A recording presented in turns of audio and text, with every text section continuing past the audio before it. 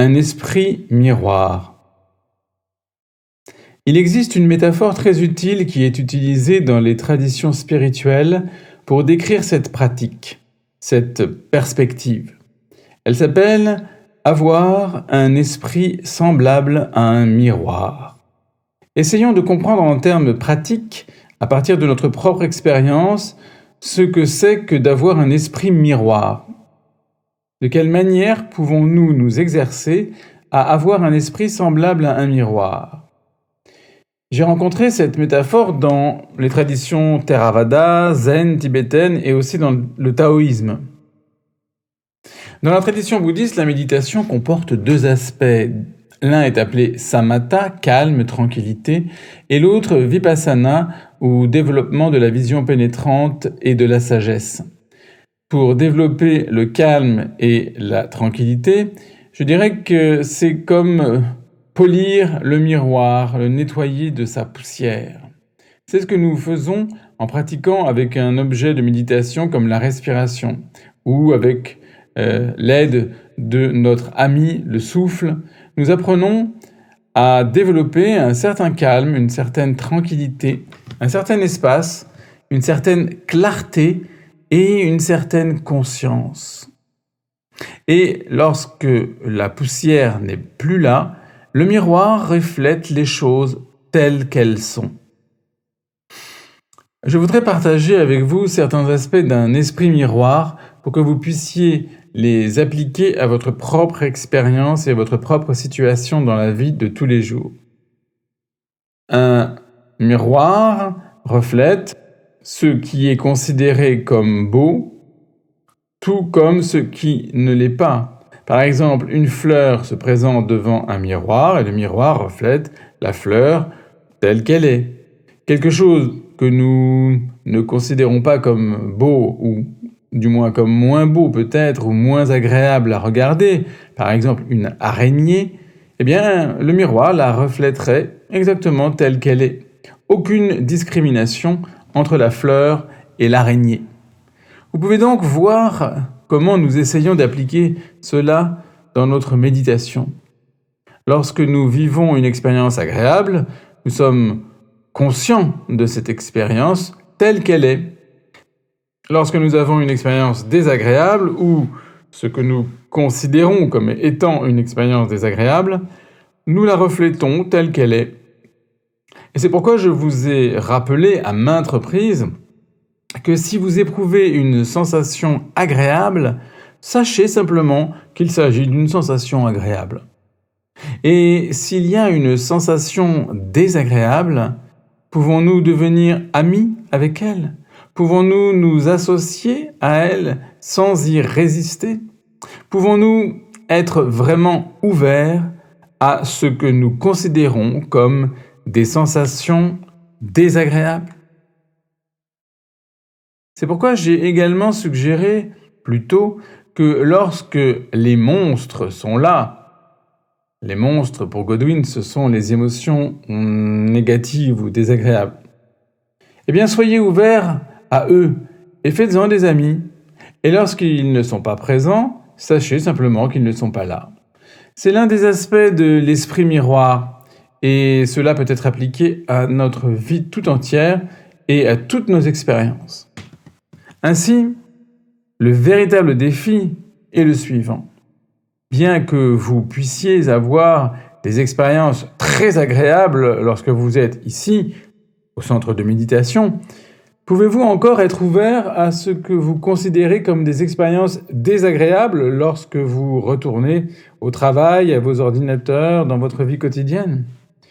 Tel est le défi que nous devons relever. Jusqu'où pouvons-nous apprendre de ces expériences ? Comment apprendre de la météo allemande ?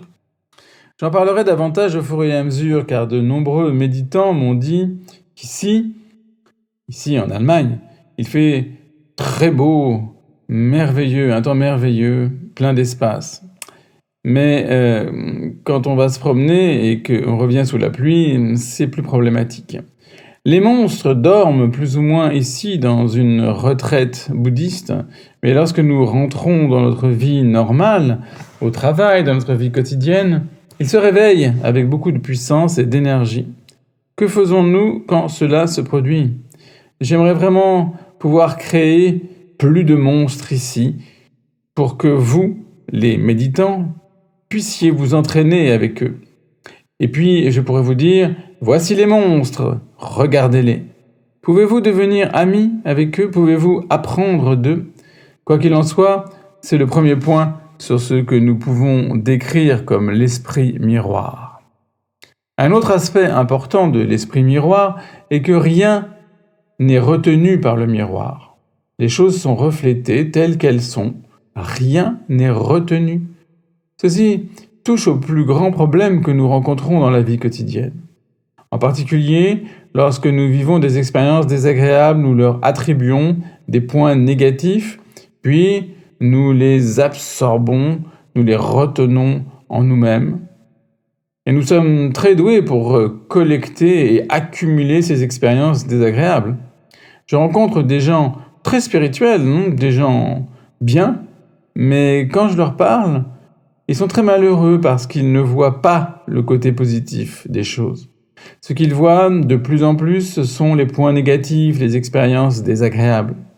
C'est pourquoi j'ai insisté sur le fait que, bien qu'il soit normal de porter ces blessures, essayons toutefois de les guérir en apprenant à les laisser partir. Sinon, nous ne faisons que nous accrocher aux expériences que nous avons vécues. Il est également intéressant de réfléchir aux raisons pour lesquelles nous nous accrochons à ces expériences négatives. Et en portant le passé comme un fardeau, nous infligeons de la souffrance à nous-mêmes ainsi qu'aux autres. Le fait de porter des choses comme un fardeau est illustré dans une vieille histoire zen bien connue. Deux moines marchent ensemble le long d'une rivière et rencontrent une belle jeune fille. L'un des deux moines remarque que la jeune fille a du mal à traverser la rivière. Alors, il la porte sur l'autre rive. Le jour suivant, l'autre moine lui dit « Tu sais, tu as fait quelque chose de très mal. On devrait te donner un mauvais point parce que tu as fait traverser la rivière à cette belle jeune fille. Ne sais-tu donc pas que les moines ne peuvent pas toucher les femmes ?» Et l'autre moine de lui répondre « Je l'ai laissée hier sur l'autre rive, mais toi, tu la portes encore. » C'est ce que nous faisons tous. Nos expériences, nous ne pouvons pas simplement les laisser tomber, nous n'y arrivons pas. Nous les portons toujours. Et je pense que, comme nous sommes toujours humains, il est naturel que nous les portions, et il est naturel que nous nous y accrochions. Mais nous devrions apprendre à les regarder, à en tirer des leçons, car elles peuvent être des expériences extrêmement précieuses. Nous devrions donc voir ce que nous pouvons apprendre d'elles, et si nous pouvons les laisser tomber, si nous pouvons lâcher prise. Pouvons-nous guérir les blessures que nous portons? Sinon, comme je l'ai dit, avec ces blessures, vous vous infligerez des souffrances à vous-même et peut-être aussi aux autres. Vous devez donc faire un choix, vous devez être clair. Comment puis-je travailler avec cela? Puis-je apprendre à ne pas m'infliger de souffrances à moi-même et aux autres en guérissant mes blessures? C'est le deuxième aspect de l'esprit miroir. Un troisième aspect auquel nous pouvons nous référer dans notre vie quotidienne est de voir comment l'esprit miroir n'accepte ni ne rejette les choses. Il laisse simplement les choses être en étant avec tout ce qui se passe, sans rien accepter, sans rien rejeter. C'est pourquoi je vous ai donné un exercice pour travailler avec l'esprit qui réagit et celui qui ne réagit pas, l'esprit réactif et l'esprit non réactif. Encore une fois, comme nous sommes toujours humains, nous avons cette tendance à accepter, à rejeter, à aimer, à ne pas aimer, à donner des bons points, à donner des mauvais points. Il est naturel que nous aimions le temps qu'il fait au Sri Lanka et pas tellement le temps allemand. Mais nous réalisons, alors que nous n'avons aucun contrôle sur le temps sri-lankais ou le climat allemand, nous ne pouvons donc pas exiger « j'aimerais avoir seulement un climat sri-lankais et pas un climat allemand. Ah, ça vous amuse, mais c'est exactement ce que nous faisons dans la vie. Nous voulons que les choses soient différentes. Mon entreprise devrait fonctionner de cette façon. Ma petite amie devrait se comporter de cette façon. Je devrais me comporter de cette façon.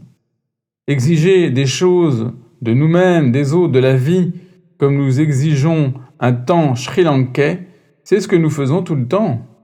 Exiger est une chose, mais ce qui se passe réellement en est une autre. Ainsi, après avoir exigé le climat sri-lankais en Allemagne le matin, je dois travailler avec le climat allemand l'après-midi. Si je m'étais identifié au climat sri-lankais, je serais déprimé maintenant. Ah, le beau temps sri-lankais est parti. Je serais aussi en train d'attendre dans l'espoir que le temps sri-lankais revienne. Ah, quand le temps sri-lankais sera-t-il de nouveau de retour? Quand fera-t-il beau? Ne pouvons-nous pas appliquer cela à ce qui se passe dans la vie quotidienne?